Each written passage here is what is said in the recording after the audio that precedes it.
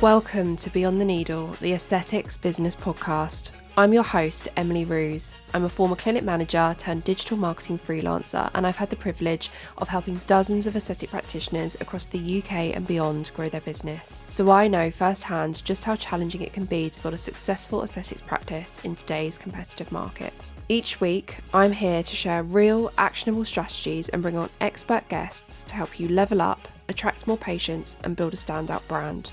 Let's turn your passion into a thriving business together.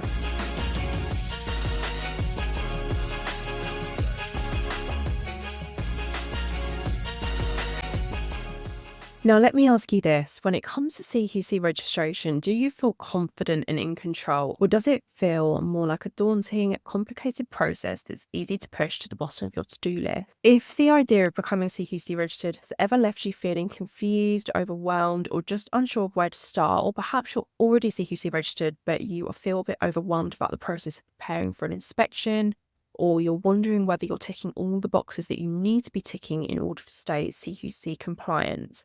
Well, if you relate to any of those things, then this episode is for you. Today, we're demystifying the entire process of CQC registration and discussing what to expect from a CQC inspection, breaking it down step by step and tackling the myths, fears, and pitfalls that hold so many practitioners back. We'll also talk about the costs, the benefits, and why taking the step is so important if you're serious about building a professional, credible, and trusted aesthetics business. To help us get clear on all of this, I'm joined by Tracey Jones from Inspire to Outstand.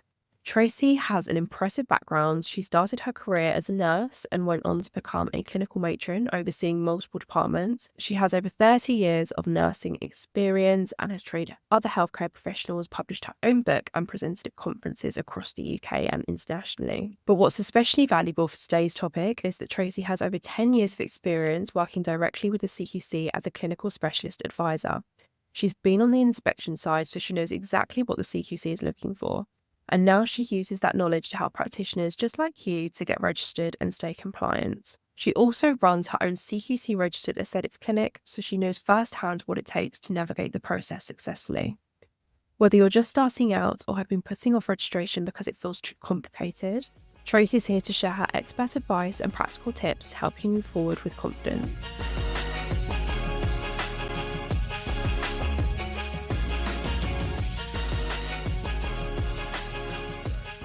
Hi, Tracey. Thank you so much for joining me. Thank you for inviting me. No, I'm really happy to have you here. I think this is such an important conversation to have, and I think it's going to be valuable to a lot of listeners. So you've been on many sides of the CQC process. You've been a nurse for over 30 years. You've worked in hospitals. You've now got your own aesthetic clinic, and you co-own Inspire to Outstand, helping other aesthetic practitioners navigate the very complex world of the CQC. So can you tell me a little bit about your background and what led you to this work? Yes, certainly. So, like you say, I've been a nurse for over 30 years now. So my roles within the NHS have always led me towards a governance process. And going up the ranks within the NHS, I was a senior matron, so I was in charge of several departments. And those departments clearly had to navigate their governance to demonstrate to the CQC their compliance. During that time, I became a specialist advisor to the CQC. So I would go into all the hospitals and I would inspect those hospitals alongside a CQC inspector. And I would give my medical expertise and knowledge to assist with that rating report. So that got me interested in the CQC. I trained in aesthetics a long time ago, but never really took that path, as seriously as I have now. So that for the last 4 years, we've owned a clinic. But I met Sophie, my business partner, who was a CQC inspector at the time, on hospital inspections, and we got on so well, we did several together, that we decided to launch Inspire to Outstand, our regulation consultancy, in early 2019. And since then, it's gone from strength to strength, helping over 500 businesses with CQC matters. Wow, amazing. So you know the CQC inside out. And I think CQC is a word that a lot of people find quite daunting. I remember from my time working in clinics, it was like, as soon as you mentioned the CQC, it was something that it arose a fear in people. I think it got people a little bit, when you've got your inspection coming up, it was something that even the therapists worried about. And I think people expect the CQC to come in and kind of turn a business upside down and look for problems and look for things to pick you up on and tell you off about, which of course isn't the case. So do you want to explain a little bit about exactly what the CQC is and why it plays such a critical role in aesthetics and healthcare? So just to clarify, the CQC only covers England. So each of the devolved nations, in case you've got any listeners that are based in Northern Ireland or Wales or Mhm. Scotland, they have their own regulator, and each are very similar in their requirements. So we need a healthcare regulator because we need somebody that comes in externally and assesses the quality of the care that we're providing. We wouldn't be happy to go into a hospital or a dentist or a GP surgery without knowing that somebody externally has gone in and scrutinised their process. So it's vital, really, for our assurance of safety. But like you touched on then, it seems scary and lots of people find it very daunting. And they steer away from it really because they're afraid it might be a bad past experience, or they feel like they don't really want somebody coming and having an external scrutiny of their business, which is really important to them. But what people need to recognise is actually beneficial. It's beneficial to assure their patients. It's beneficial to preserve their regulatory PIN, either GMC, GDC, or GNMC. If they're doing everything within their powers to assure safe provision of care, then they are, going that extra mile by having their registration with their regulator. Yeah, absolutely. And I think when people start up a clinic, there's so much to think about initially, from like the premises, the treatments they're going to be offering, and all the other things they need to do. It's quite easy to put off CQC because they feel like it's this huge job that's going to take up a lot of time and effort. And I've heard you before say that you think it's quite important for people to take it seriously from day one. Why is that the case? Well, I think when you're leaving an NHS role, which is very, regimented in its processes, you've got a team to do every aspect of care. So you've got a risk team, you've got an infection control team, you've got a governance team, you've got a complaints team. You leave that role, and sometimes it can be actually from a quite junior role to then starting your own business. You haven't got that expertise or experience in relation to all of those aspects of governance, provision. And I don't think sometimes people fully understand how important those aspects of care are. You get into starting your own business and you're very focused on building your business, building your Instagram followers, getting Mhm. patients through the door because you need to generate some income. And that's rightly so. It's all important aspects of being a business owner. But because we're so unique in the provision of care that we provide in our business model, it's like nothing else really out there, is that we're not only providing a business to earn an income to pay our bills, but we're also providing medical care. And with that medical care becomes accountability and responsibility. So we have to have those processes in place to assure our insurance and to Mm. cover us and protect ourselves if ever there was a complaint that went to our regulator. And I think people don't see that as a priority. Whereas if you put those strategies in place from day one, your business will always go down that path of good regulatory governance. For example, my team, we opened our doors CQC registered. It was a priority for me, even though regulatory business, my services that I provide, is not my biggest income in the clinic. I'll say that honestly. It's still a priority for me because I know my team work to those processes. So I know Mhm. my therapists who've never had a healthcare background before now understand the importance of complaints management. They understand the importance of incident reporting. They understand the importance of checking the drug fridge temperature every day because that's a priority. If that fridge goes out of temperature range, then those drugs are then compromised. Therefore, the care I provide to my patients is then compromised. So they understand that. And that's because we've started our day one along Mhm. that journey in such a format. And I think that's why, yes, it's scary to think about getting CQC registered or registered or Health Inspector Wales registered. So it's not just the CQC.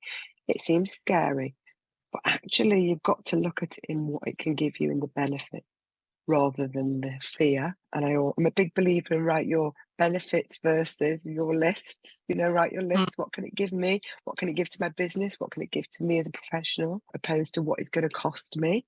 And Yeah. if you do write those lists, you will find that the benefits it gives you as a professional in relation to your protection far outweighs the cost. Yeah, absolutely. And I think it also sends a really positive message to patients as well, and helps you stand out from other competitors in your local area who may be non-medics or not CQC registered at all. And I think it helps to give another layer of kind of trust and credibility to your business. Would you agree? Totally. We use our CQC registration in our marketing all the time. It's one of the first lines you'll see on our website. It's one of the first lines you'll see on our Instagram bio, because Yeah. it's vitally important. And we do get patients that come to us and say, I've looked at your Google reviews, I've looked at your website, I can see you're CQC registered. I'm really nervous about having a treatment because I've never done anything before. But actually, I feel safe coming to you because I know you've got all these layers of protection for me. And I think that we're getting more patients through the door who come to us, not specifically for regulatory services, for cosmetic services, but they're coming to us because that assures them they are in safe hands. So, yeah, a CQC registration or any regulatory registration in relation to the nations that you're working in can be absolutely important for your marketing, for your business. Yeah, that's it. And I think a lot of clinics actually don't shout about it enough. Like, you might go onto their website and they've got their CQC registration, like the logo at the bottom of the website, and maybe a link, because I think you have to have a link, don't you, to your latest CQC inspection reports on the website. But then they're not mentioning it anywhere else. I think you need to have that at the top of your homepage somewhere. You need to have it on your Google business profile and say that you're a CQC registered clinic.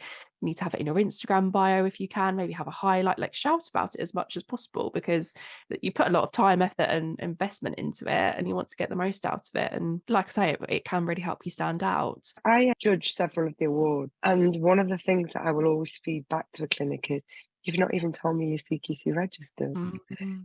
I can't find it on your website.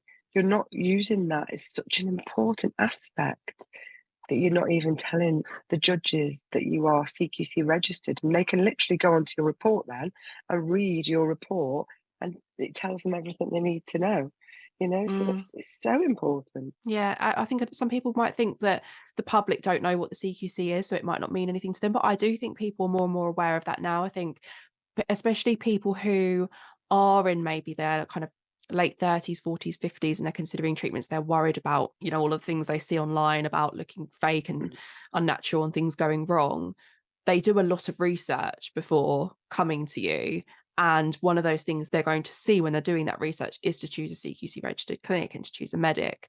So yeah, you really want to be shouting about that as much as you can. And I think if we go back to the beginning, for maybe the listeners who are listening and considering becoming a CQC registered, what is the first step that they need to take when they're thinking about CQC registration? Well, I think one of the points is to consider, well, what is it they're offering and what they want to offer? Because we don't forget, it's not just about your marketing of your business, actually, it's a legal requirement. So, I have clients who will come to me and say, we want you to help us get CQC registered. And I look on their website and their Instagram.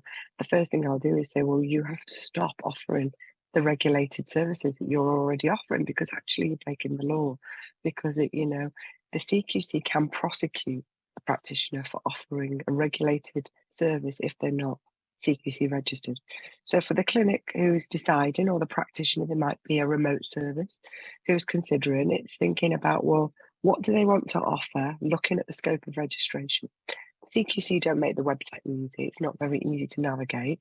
So I quite often will have a phone call with a practitioner who's saying, I'm not quite sure. Can you just guide me? Can you help me?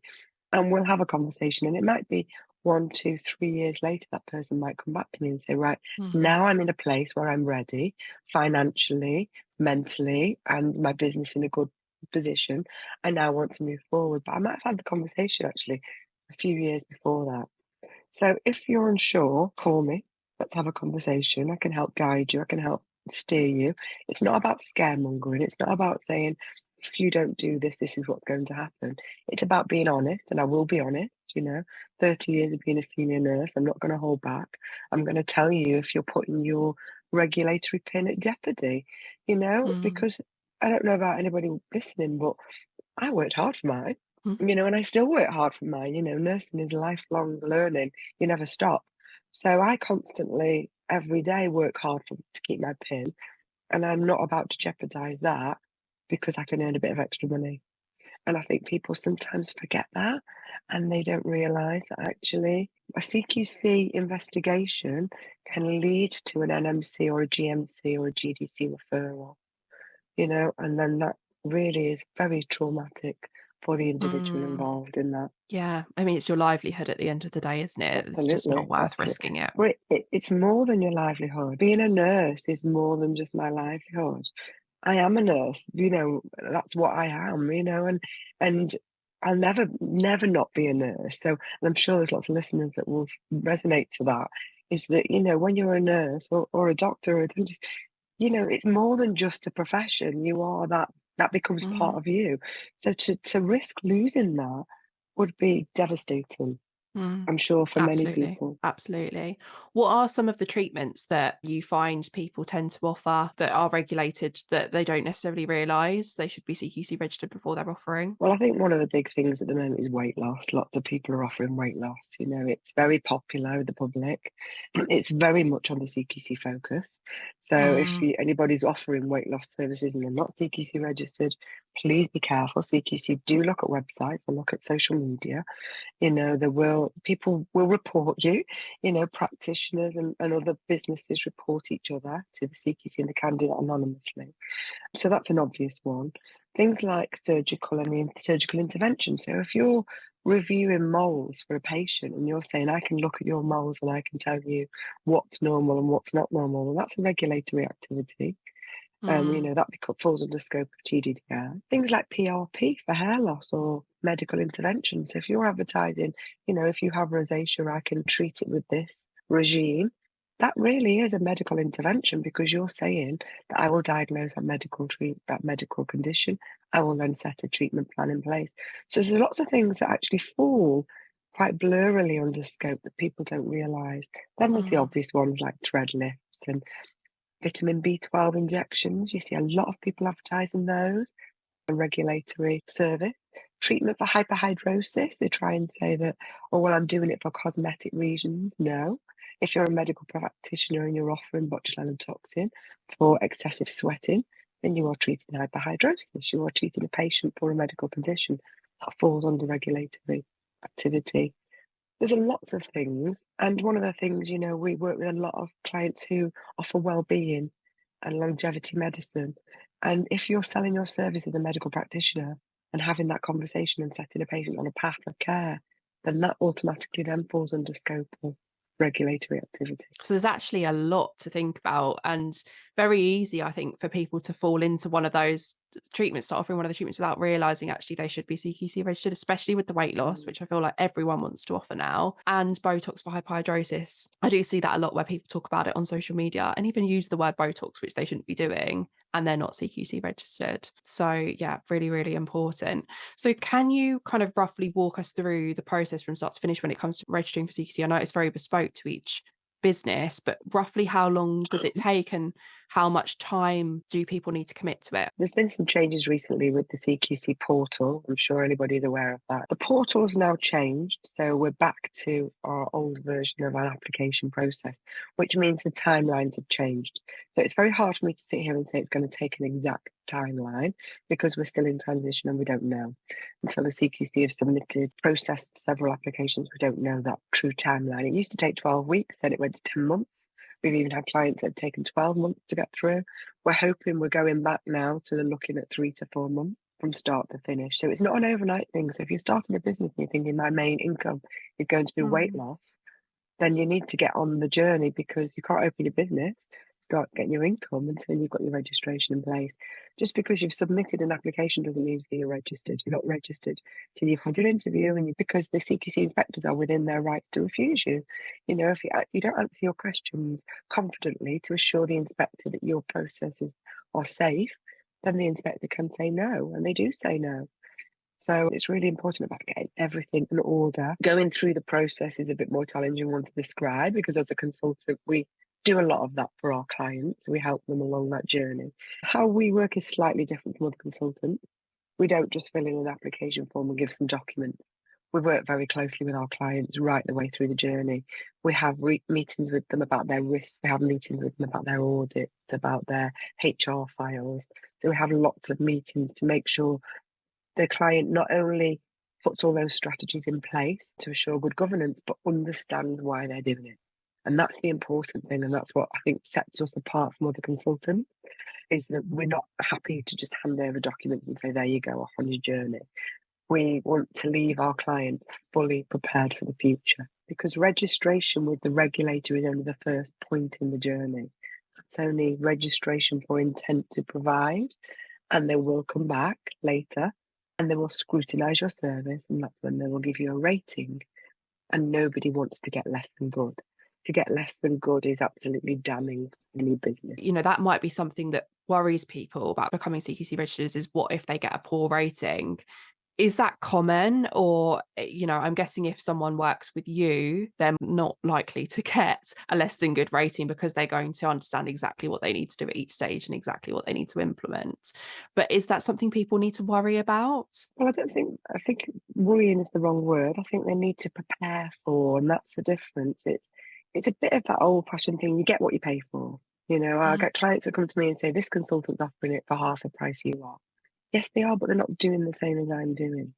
They will get you registered, and that's absolutely fine. That's what your goal is at the moment. But are you prepared for the future? Because the CQC can come into your service within 24 hours. If somebody reports you and there are concerns and the CQC feel like they need to investigate you, they can enter your premises within 48 hours. So one of our things we say to our clients who work with us after they're registered and they stay on our membership is that our aim is that you are always 48-hour ready. Always be 48-hour ready. The CQC ring you today and say, I'm coming in 48 hours. You need to know there's just a little bit of tidying up to do. But most of the things really are in order, because they have to be in order. You have to constantly, it's an evolving process. It continues. It's not you just don't do it and get registered and then forget about it. Those are the clinics that don't get good. And I have to say that any clinic we've worked with has always, nobody's got any less than good. You know, we've had clients get outstanding. And that's very, very hard to achieve in a private business. Very, very difficult to achieve. So it's about always being ready and, you know, considering when you are appointing somebody to help you on this journey, and this is not a plug for me, it's about asking them, what's your background? How many clinics have you worked with? What else do you do? We don't touch old people's homes. We don't touch domiciliary care. We don't touch children's homes. That's not our interest. We are specialists within this area. We only work with aesthetic medicine, cosmetic surgery, dermatology, private GPs, lifestyle medicine, menopause, the things that fall under a similar umbrella that most of our businesses would offer those services. And that's where we're staying. We want to be experts within these fields rather than dipping into lots of different things. And I think that's what your client pays for, is that expertise. Yeah, absolutely. And on the topic of money, what does the kind of investment look like from a cost perspective for clinic? Does it cost a lot to get registered with the CQC Well, and maintain that registration? once they're registered, they have to pay the CQC. It's not free. So you pay the CQC in the region of £1,800 a year, roughly. You pay it in monthly instalment, but you don't pay that till you get your certificate in your hand. Your consultancy fee depends on who you use as your consultant and what kind of service you're offering. You know, what I charge for a service that's got a full-on theatre is different than what I would charge for an aesthetic clinic that just wants to offer weight loss. So that fee is variable, which is why when people contact me and say, what is your fee? I'll say, well, have a conversation first. I'm not just going to send you my fee, because I really, truly need to understand your business model and how many premises you've got, what you're aiming to achieve, and then we can talk about fees. From an environmental perspective, there might be some tweaks that they need to do within their clinic environment. There are certain checks they have to do every year that do cost money. I just booked the resource trader to come into my clinic next week to do the whole team. We have to do that every year. You know, I have to pay her to come in. She trains the whole team for their life support every year. We have to check our water for Legionella every year. I have to have a fire officer that comes in every year and check the premises. So there's these additional fees on top of what you would normally spend. But actually, they're good business anyway. So whether you're CQC or not, you should be doing those to keep your patients safe. So I don't believe there's a big financial output to being CQC registered, because I actually think all of the things that we suggest to our clients to do, you should be doing anyway if you're running a good business. You know, your health and safety of anybody that walks in the door is a priority. Yeah, absolutely. Totally agree. Just going back to those kind of fears that we touched on earlier, what would you say are some of the most common fears that hold practitioners back from becoming CQC registered? And what would you say to people who have those kind of fears right now and are worried about it? Well, I think fear of failure is a big one. Unfortunately, specifically nurses, but lots of professionals suffer with imposter syndrome. They question, should they Mm, really be a business owner? Should they really have all of this?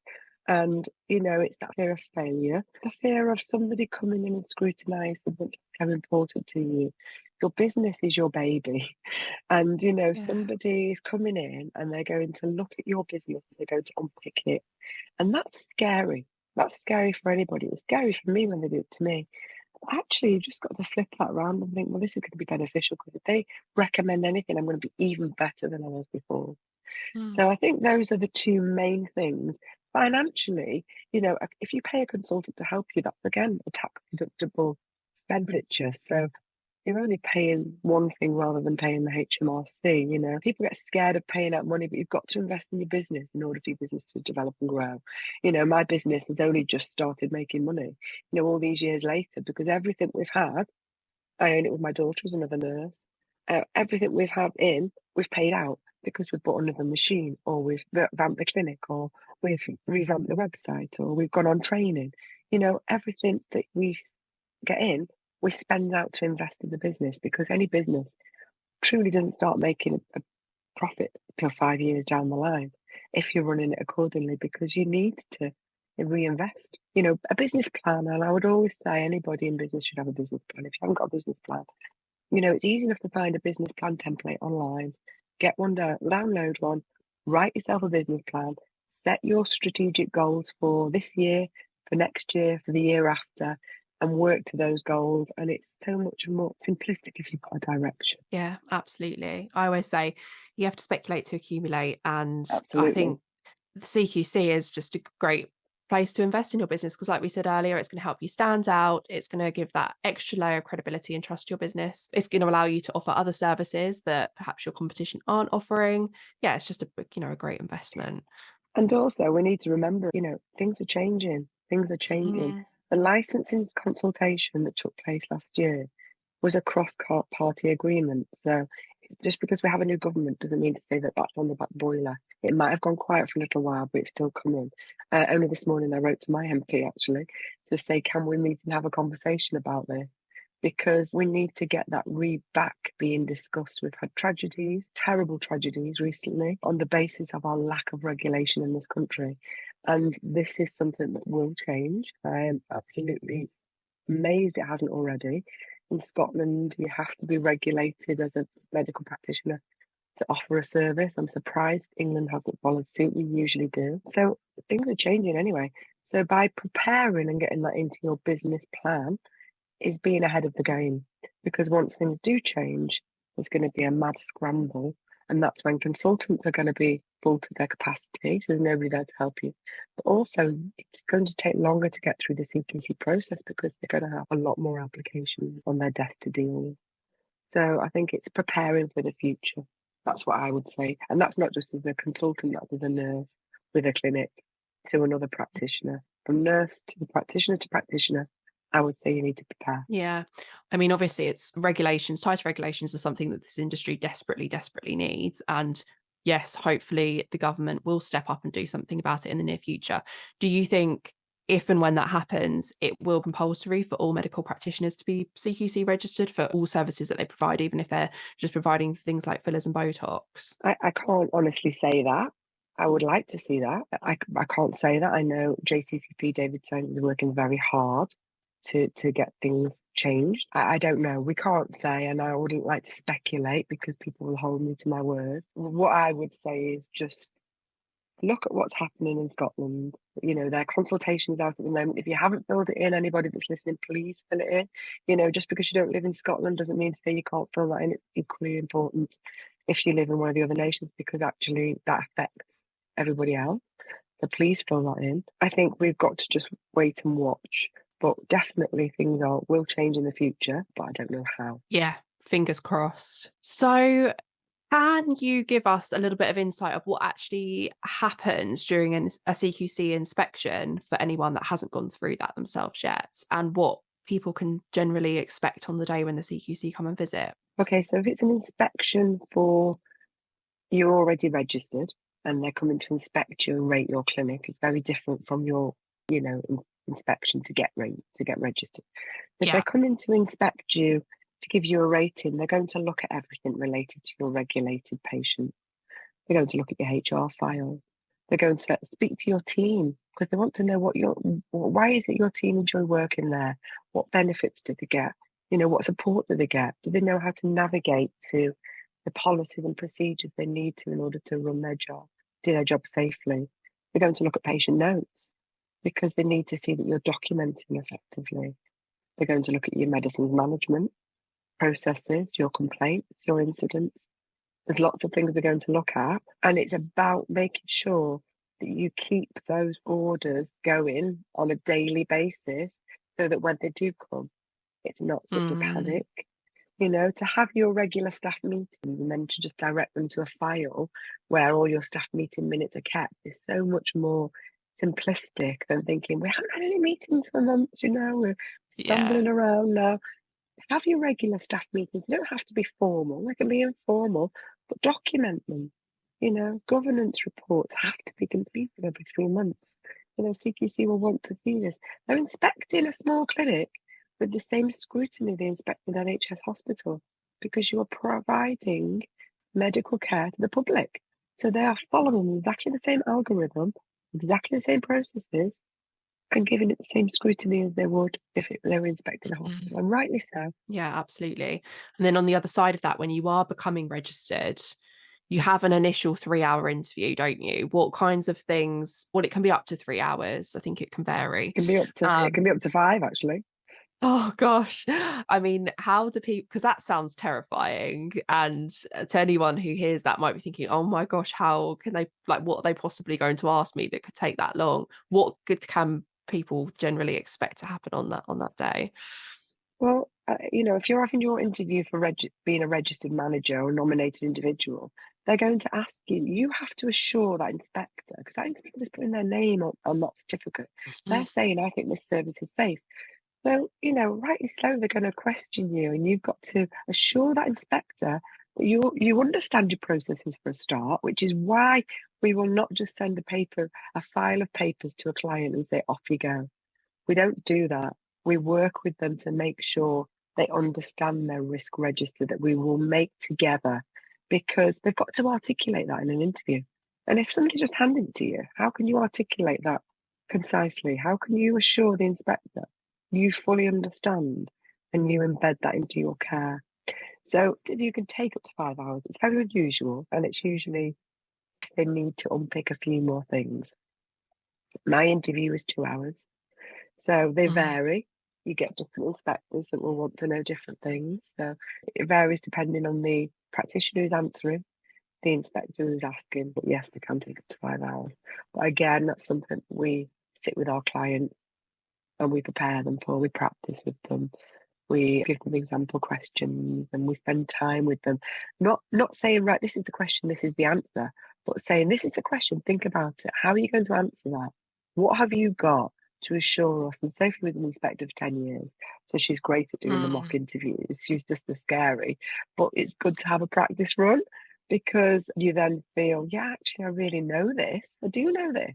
Why am I afraid? Why am I worried? Because actually, I know this is what I do. Yeah, it's like revising for an exam, isn't it? And Absolutely. You're going to feel, once you've done that, you're going to feel prepared and you're going to at least know what to expect on the day. So a lot of practitioners might be listening and thinking, okay, this sounds great, but I just don't know where to start. I don't have the time to dedicate to this right now. What advice would you give somebody who's maybe been putting this off, and what's kind of one manageable step that they could take this week or this month to start their process to move them towards CQC registration? Well, this is the time of year to do it because it's quiet, isn't it? This is our quiet time in most clinics. So it's a good time to start thinking about it. And have a conversation with me for a start. That can be your start, and I will direct you to start writing your business plan if you don't already have one. That's the first step in the journey, isn't it? So write your business plan, start thinking about why what benefits it's got for you. And if you think it's genuinely got benefits for your business, then let's have a conversation. You don't need to appoint me as your consultant. We can have a conversation and you can decide who's your right. And I will often say that to a client when I've had a conversation with them. You need to choose the consultant that's right for you, because you're going to work very closely with them. If they're a good consultant, you will work very closely with them. So therefore, you need to gel with them. You need to feel confident in their ability, in their credibility, in their background, in their success rate. So for people started who want to do just one thing, start your business plan. Yeah, very, very important. And if anyone's listening and they're thinking perhaps they could find some information online and try and navigate the CQC process themselves, what would you say to that person? Because, you know, from working clinics myself, I know, and CQC registered clinics myself, I know it can seem totally overwhelming when you get into that, and knowing what policies you need to have in place and how to check all of the different boxes that you need to check in order to do well in that CQC inspection. So why would you say it's so important to work with a consultant, and how will that make the process easier and less stressful for practitioners? So it can be done. You know, there are practitioners out there who've done it themselves. It's like anything, isn't it? If you want to build a website, are you going to waste hours and hours of your time trying to work out how to build a Wix website? Or are you going to get somebody in who can do that for you? And you use your time productively doing the things you're good at, injecting, seeing your patient. You know, for many of the practitioners that I work with, they can earn far more than my fee in a day in clinic. Yeah. So, you know, it's about, one, have you got the time to commit to it? Because it does take, I mean, our clients get in the region of 100 to 130 policies that we give them. They get probably in the region of 20 to 30 audit templates and risk assessment. We spend time writing a risk register together.